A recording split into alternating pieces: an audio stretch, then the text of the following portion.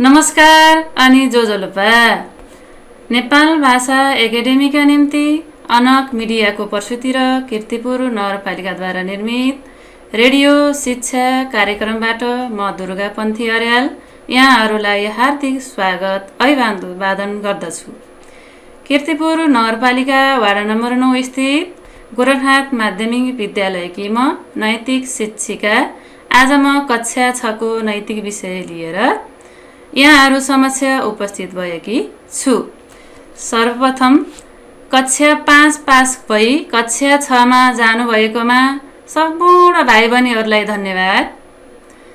भाइ बहिनीहरू, विश्व अहिले कोरोनाको महामारीले आक्रान्त बनेको छ, जसको प्रभाव हाम्रो देश नेपाल र हामी नेपालीले समेत भएका छौँ। फलस्वरूप हामी नियमित विद्यालय गई पढ्न पाएका छैनौँ। तपाईहरूलाई विद्यालय गएर साथीहरूसँग बसेर र शिक्षकहरूले पढाएको कक्षामा बसेर चाहिँ पढ्न कति मन लागेको होला है। के गर्ने, मन लाग्यो भन्दैमा विद्यालय गएर भिडभाड गर्ने अवस्था छैन। यो हाम्रो मात्रै समस्या होइन भाइ बहिनीहरू, विश्वले भोगेको समस्या हो। त्यसैले कोरोनाबाट बच्न घरमै बसेर स्वयं गरेर, पत्रपत्रिका पढेर, रेडियो सुनेर, टिभीमा आएका शैक्षिक कार्यक्रमहरू हेरेर, आफूभन्दा ठुला अग्रजहरूसँग सोधेर समेत धेरै कुरा सिक्न सकिन्छ। केही कुरा सिक्नका लागि विद्यालयको कक्षा कोठामा शिक्षकले सिकाएर मात्रै सिकिन्छ भन्ने हुँदैन।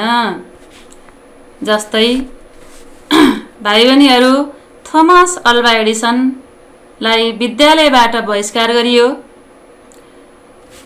तर उनलाई चाहिँ उनकी आमाले चाहिँ हिम्मत नहारेर आफूले घरमै राखेर चाहिँ पढाइन् अनि उनले चाहिँ हजारौं वैज्ञानिक आविष्कारहरू गरेर चाहिँ विश्वमा चर्चित वैज्ञानिक बन्न सफल भएका छन्।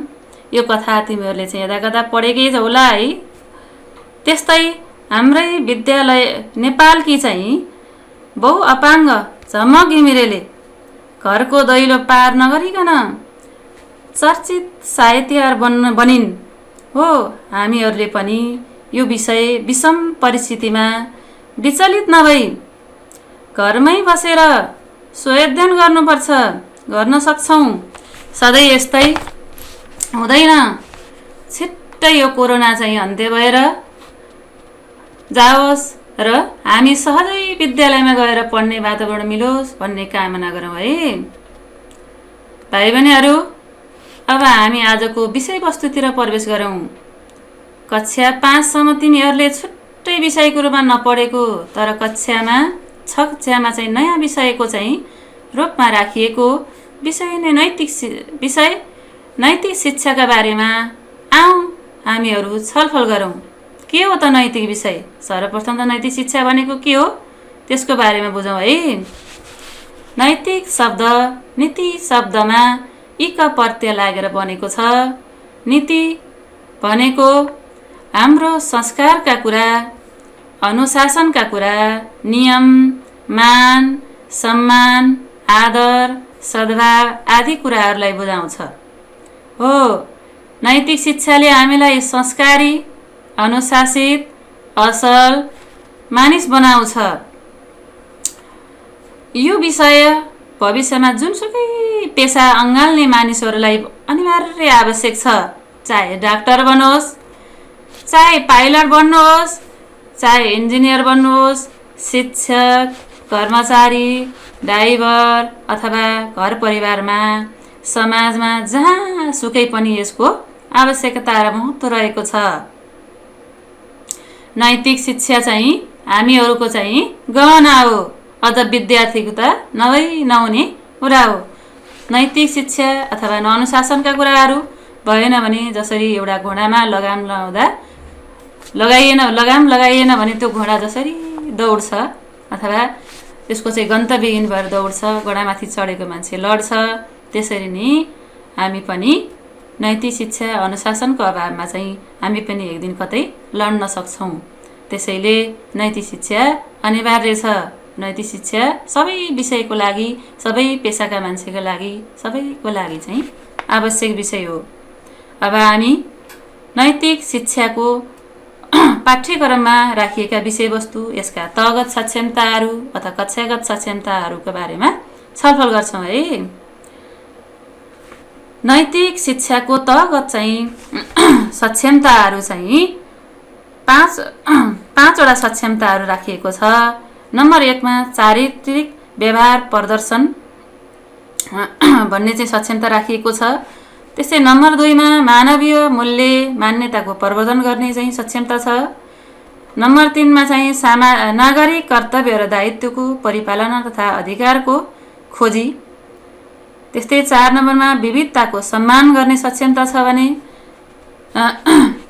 अनि नम्बर 5 मा चाहिँ अनुशासन र सकारात्मक सोचको विकास र खोजमूलक व्यवहार प्रदर्शन गर्न सक्नु पर्दछ भन्ने सक्षमता राखिएको छ। यी सक्षमताहरू कक्षा 8 पास गरेका भाइ बहिनीहरूले प्राप्त गर्नुपर्ने हुन्छ। त्यस्तै अब हामी कक्षा 6 को अन्त्यमा भाइ बहिनीहरूले के उपलब्धि प्राप्त गर्नुपर्छ भन्ने विषयतर्फ चाहिँ छलफल गरौँ। कक्षा 6 का सिकाइ उपलब्धिहरू। नम्बर 1 मा चरित्र निर्माणको अवधारणा र प्रभाव पार्ने तथ्यहरू चाहिँ प्राप्त गर्नु पर्यो भाइ बहिनीहरूले। नम्बर 2 मा चरित्र विकासका आधारशिलाहरू उल्लेख गर्न र व्यवहारमा देखाउन सक्नु पर्यो। नम्बर 3 मा चाहिँ असल चारित्रिक गुणको विकास गर्नु पर्यो। नम्बर 4 मानवको अन्य प्राणीसँगको समानता के छ एवं आत्मनिर्भरता का पक्षहरू पहिचान गरेर बुझेर भिन्नताहरू छुट्याउन पनि सक्नु पर्यो। नम्बर 5 मा चाहिँ मानवीय विशेषताका विभिन्न पक्षहरू पहिचान गरी आफू विशेषता भएका आफूमा त्यस्ता विशेषता छन् कि छैनन् भन्ने कुरा चाहिँ अथवा पत्ता लगाउन पनि सक्नु पर्यो। नम्बर 6 मा वैयक्तिक पारिवारिक मानवीय मूल्यहरू पहिचान गरेर के छन् हाम्रो परिवारमा हैन, व्यक्तिमा अरूले कस्ता व्यवहार प्रदर्शन गर्ने भन्ने कुरा बुझेर चाहिँ सो अनुरूप चाहिँ व्यवहार गर्न पनि सक्नु पर्यो।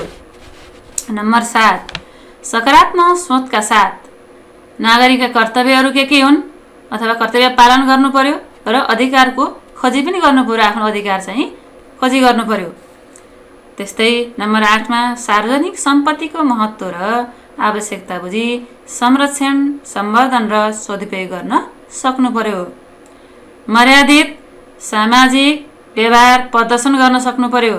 त्यस्तै नम्बर 10 मा नैतिक विकासमा सहयोग पुर्याउने स्थानीय अभ्यासहरूको खोजी गर्नु पर्यो। के छन् ठाउँ अनुसार फरक फरक हुन्छन् नि संस्कारका कुराहरू, ठाउँ, जाति, भाषा, संस्कार अनुसार फरक फरक हुन्छन्। त्यो आफ्नो ठाउँको चाहिँ पहिचान गरेर अनि त्यसको चाहिँ अभ्यासहरू के छन् आफ्नो त्यसलाई चाहिँ खोजी गरेर बुझेर त्यसलाई निरन्तरता दिन चाहिँ सक्नु पर्यो। त्यस्तै नम्बर 11 मा जातीय, क्षेत्रीय, भाषिक विविधताको सम्मान गर्न सक्नु पर्यो। विविधतालाई हटाउनमा जोड दिनु पर्यो भाइ बहिनीहरू। सही कुराको पहिचान गरी कार्यान्वयन तथा पालना गर्नु पर्यो।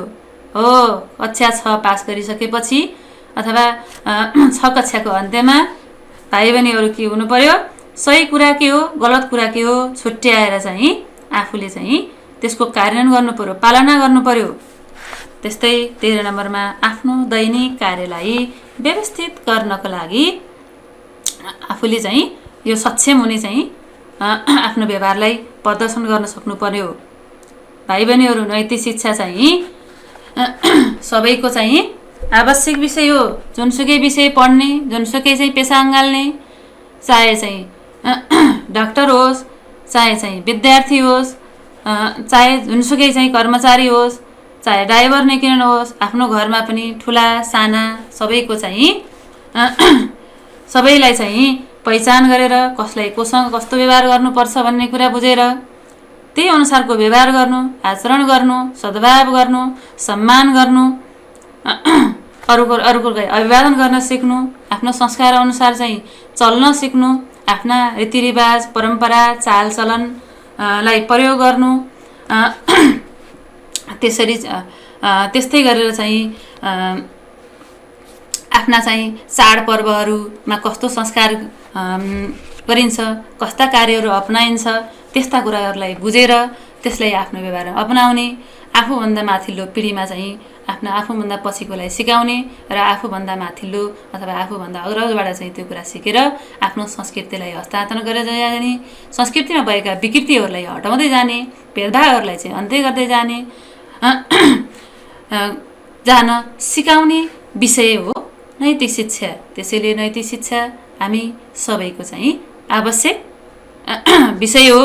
त्यसैले यसैलाई चाहिँ यो विषय त त्यति महत्त्वपूर्ण छैन हो, महत्त्वपूर्ण छैन, अङ्ग्रेजी बोल्न सिक्नुपर्छ, त्यसैले अङ्ग्रेजीमा जोड दिनुपर्छ, गणित विषयलाई जोड्नु दिनुपर्छ भन्नेतर्फ हामी लाग्नु हुँदैन। हामी घरमै बसेर भए पनि के यो विषय चाहिँ अध्ययन गर्न सकिन्छ। यो विषय चाहिँ पुस्तक पढेरै कक्षा कोठामै बसेर चाहिँ पढेर हामीले चाहिँ ज्ञान हासिल गर्नुपर्छ भन्ने मात्रै हुँदैन। हामी घरमै बसेर हाम्रा बुवा आमाले गर्ने व्यवहार, हाम्रा वरपर छरछिमेकीमा गर्ने व्यवहार, राम्रो व्यक्ति हाम्रो छरछिमेकीमा भएका, हाम्रो समुदायमा भएका राम्रो व्यक्तिले गर्ने व्यवहार र उहाँले गरेको व्यवहारलाई हामीले अँगाल्न सक्यौँ, उहाँबाट हामीले धेरै कुरा सिक्न सक्छौँ। हामीले त्यो गर्न सक्यौँ भने नैतिक शिक्षा चाहिँ पुस्तक पढेरै ज्ञान हासिल गर्नुपर्छ भन्ने हुँदैन। यो विषय हामीले चाहिँ घरमै बसी हाम्रा अग्रजबाट, समुदायबाट हैन, हामीले पनि त्यसबाट पनि हामीले यो विषयको बारेमा ज्ञान हासिल गर्न सक्छौँ र हाम्रो व्यवहारलाई परिवर्तन गर्न सक्छौँ।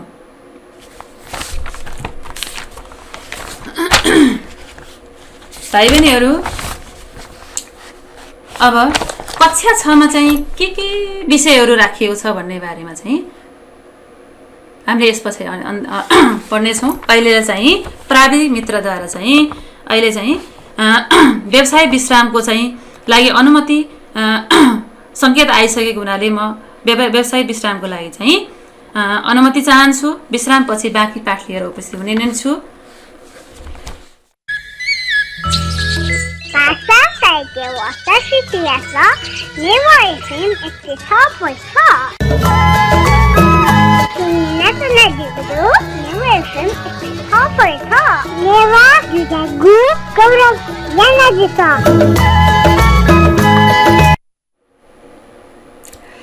व्यवसाय विश्रामपछि पुनः स्वागत गर्दछु।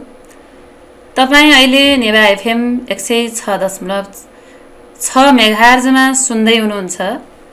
कीर्तिपुर नगरपालिकाद्वारा निर्मित यो कार्यक्रम तपाईँ आफ्नो मोबाइलमा आफ्नो पात्रो एप्स डाउनलोड गरी हाम्रो रेडियोमा पनि सुन्न सक्नुहुन्छ। त्यस्तै गरी www.nevafm.com.np लग अन गरी विश्वको कुनै पनि कुनामा रहेर पनि सुन्न सक्नुहुनेछ।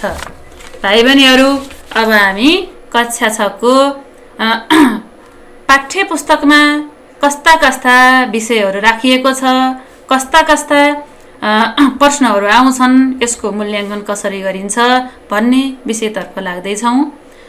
अब कक्षा 6 को चाहिँ नैतिक विषयमा जम्मी 5 वटा चाहिँ एकाइहरू राखिएको छ। एकाइ 1 मा चारित्रिक विकाससँग सम्बन्धित विषयवस्तुहरू राखिएको छ। यस पाठमा चाहिँ अब विद्यार्थीहरूले कस्ता चरित्रहरूको विकास गर्नुपर्छ भन्ने विषयसँग सम्बन्धित कथावस्तुहरू पनि त्यहाँ राखिएको छ। यसको चाहिँ जम्मी पूर्णाङ्क चाहिँ 10 हो। यस पाठबाट चाहिँ 10 अङ्कको चाहिँ मूल्याङ्कन गरिन्छ।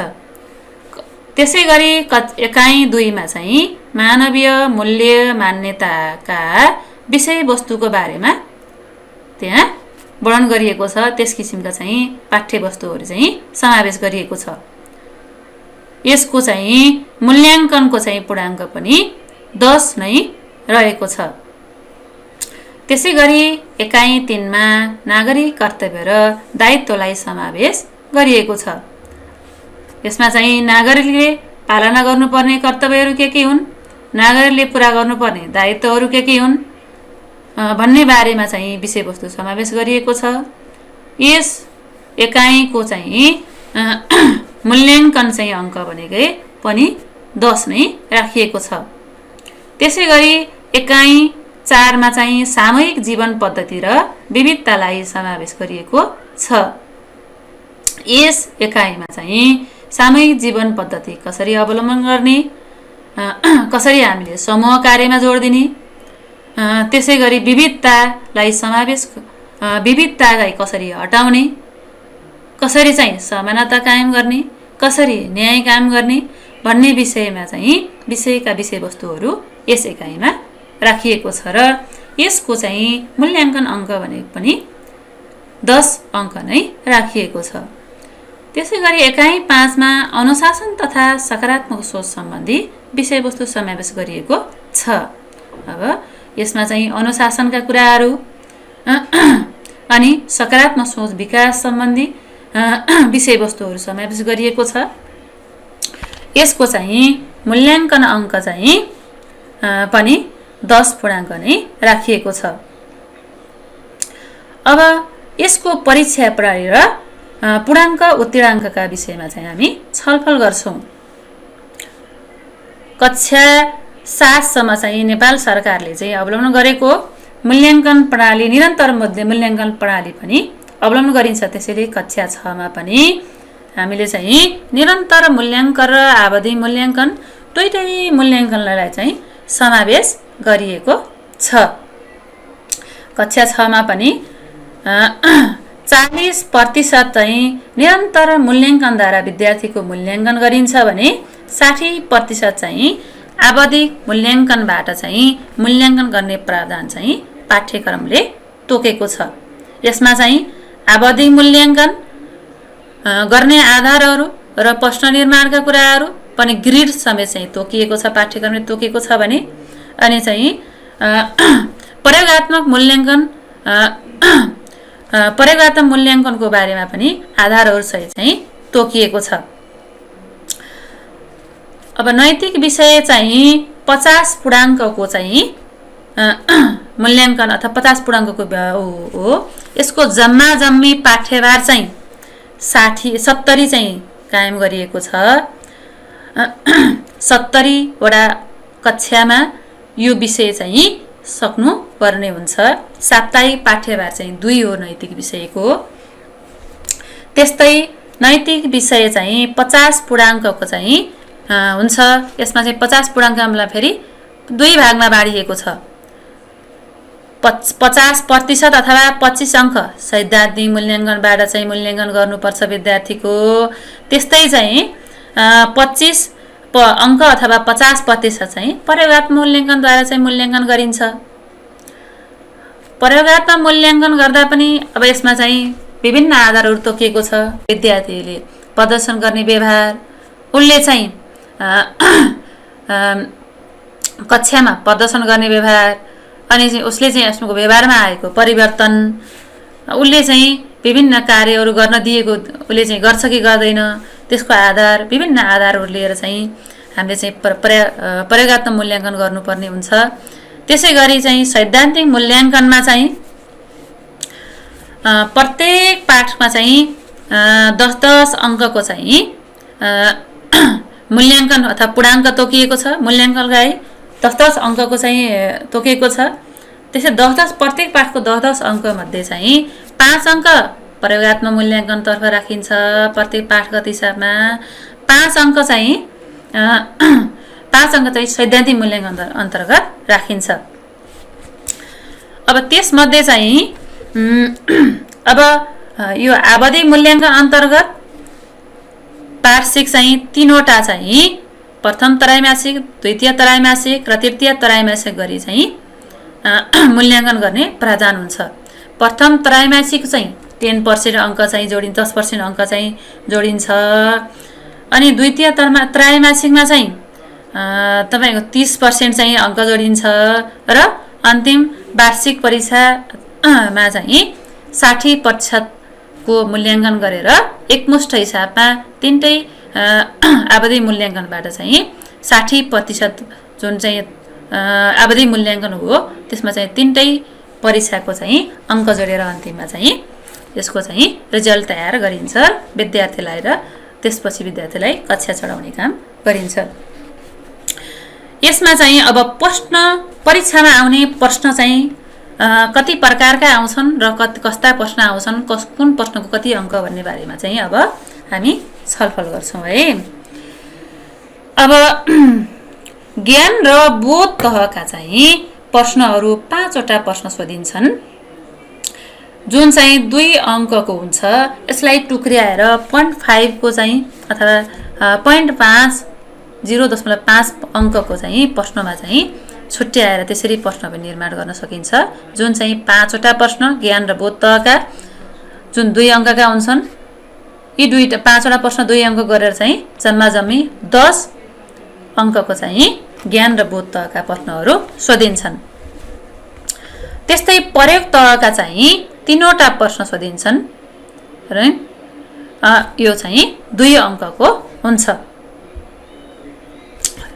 3वटा प्रश्न 2वटा प्रश्न 3 अङ्कको गरी 6 पूर्णाङ्कको चाहिँ प्रयोगात्मक तहको चाहिँ प्रश्नहरू सोधिन्छन्। त्यसै गरी चाहिँ विश्लेषणात्मक प्रश्न एउटा सोधिन्छ जुन 4 अङ्कको हुन्छ।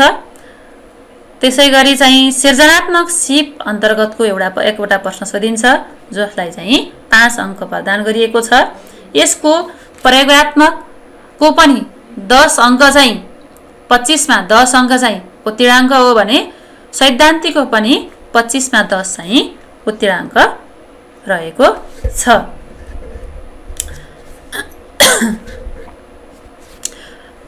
यसै गरी चाहिँ नैतिक विषयको चाहिँ तगत सक्षमता पाठ्यक्रममा तोकिएका चाहिँ कक्षागत उपलब्धिहरू मूल्याङ्कनको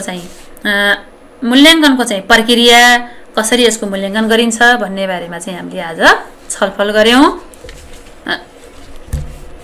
यसबाट चाहिँ जम्मी मैले चाहिँ अब अन्तिममा चाहिँ सारांशमा चाहिँ यो विषय भनेको चाहिँ जुनसुकै व्यक्तिलाई पनि जुनसुकै पेशाको लागि पनि आवश्यक पर्ने विषय हो। अझ विद्यार्थीको लागि त अझ झन् महत्त्वपूर्ण विषय हो। यस विषयका चाहिँ तगत सक्षमता छुट्टै छन्। कक्षा 8 पार गरिसकेपछि आधारभूत तह पास गरिसकेपछि प्राप्त गर्ने उपलब्धि छुट्टै छन् र त्यस्तै गरी कक्षा 6 का उपलब्धिहरू छुट्टै छन् र यसको मूल्याङ्कन प्रणाली भनेको चाहिँ निरन्तर विद्यार्थी मूल्याङ्कन अन्तर्गत चाहिँ 40% छुट्याइएको छ भने आवधि मूल्याङ्कन अन्तर्गत 60% अङ्क छुट्याइएको छ।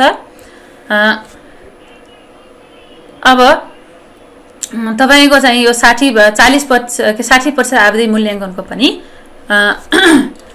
5वटा चाहिँ बोध ज्ञान र बोध तहका प्रश्नहरू समावेश गरिन्छ जुन 2 अङ्कको हुन्छ। प्रयोगात्मक अन्तर्गत 3वटा प्रश्न हुन्छन् जुन चाहिँ 2वटा प्रश्न हुन्छन् 3 अङ्कको। विश्लेषणात्मक एउटा प्रश्न 4 अङ्कको। सृजनात्मक सिपको चाहिँ एउटा प्रश्न 5 अङ्कको हुन्छ।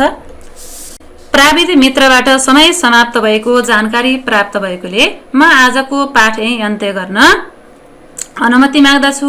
आजको यस कार्यक्रममा प्राविधिक सहयोग गर्नुहुने मित्रलाई धन्यवाद दिँदै आगामी हप्ता यही समयमा पुनः भेट्ने बाचाका साथ आजलाई म दुर्गा पन्थी अर्याललाई अनुमति दिनुहोस्। छिनमा साबुन पानीले हात राम्ररी धोएर घरमै सुरक्षित बस्नुहोला। नमस्कार, शुभ दिन।